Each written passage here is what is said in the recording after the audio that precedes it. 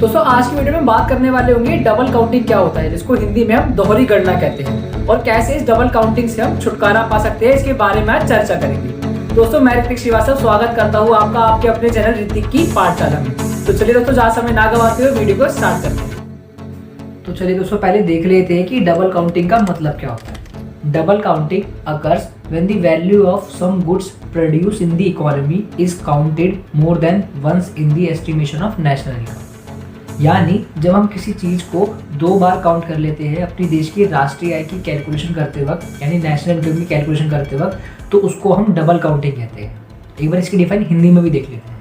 दोहरी गणना तब उत्पन्न होती है जब राष्ट्रीय आय के आकलन में कुछ निश्चित वस्तुओं के मूल्यों की गणना एक बार से अधिक कर ली जाती है। यानी जब हम किसी चीज़ को एक या एक से ज़्यादा बार काउंट कर लेते हैं ना, तो उसको हम डबल काउंटिंग कहते हैं। अब ये प्रॉब्लम होना जायज़ सी बात है, क्योंकि जब हम देश यानी एक देश की बात कर रहे हैं और उस देश की नेशनल इनकम निकाल रहे हैं, तो चांसेस है कि हम किसी न किसी चीज़ को एक या एक से बार ज़्यादा काउंट कर लेंगे।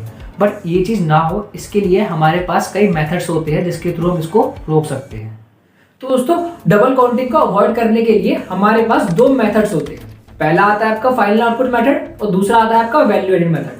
फाइनल आउटपुट मेथड आपको ये कहता है कि हमें केवल वही गुड्स या सर्विस को लेना चाहिए जो कि फाइनल गुड्स है, यानी अंतिम वस्तु है। तो आपके मन में उठ रहा होगा ये अंतिम वस्तु क्या होती है।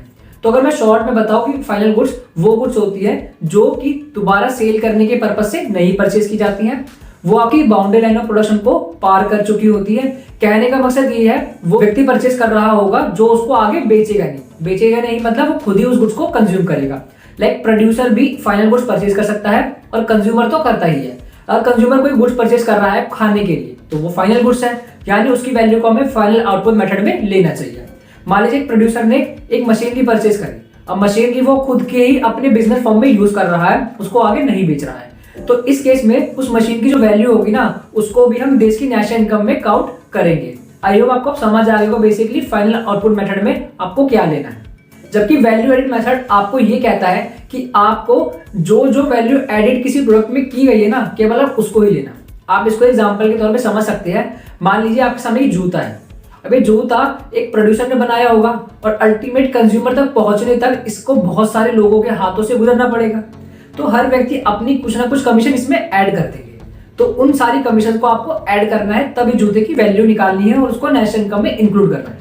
दोस्तों मान लीजिए जूता है जो किसी होलसेलर ने किसी मैन्युफैक्चरर से 500 रुपए में खरीदा है, तो जब ये इसको आगे बेचेगा ना, तो इसको 500 में नहीं बेचेगा, इससे ज्यादा के प्राइसेस पर ही बेचेगा, क्योंकि उसको अपना प्रॉफिट भी कमाना है। तो वो करता क्या है कि इसमें 50 रुपए और ऐड करके आगे किसी व्यक्ति को बेच देता है। मान लीजिए किसी रिटेलर को उसने बेच दिया 550 में, तो इस केस में उसने 50 रुपए की वैल्यू एडिशन करी और जो रिटेलर है वो अल्टीमेट कंज्यूमर को इसको बेच रहा है 650 में, तो इसने यहाँ 100 रुपए की वैल्यू एडिशन करी।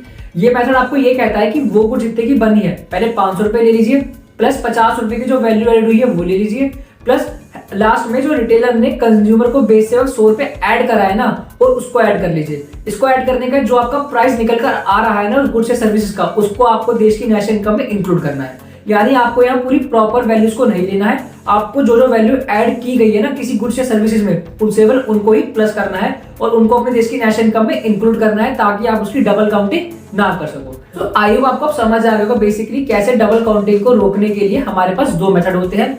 फाइनल आउटपुट मेथड ये कहता है कि फाइनल गुड्स या सर्विस लेनी है, और वैल्यू एडिंग मेथड आपको ये कहता है केवल आपको वही वैल्यू को ऐड करना है जो कि किसी व्यक्ति ने एडिशनली ऐड करी है उस प्रोडक्ट या सर्विसेज के अंदर।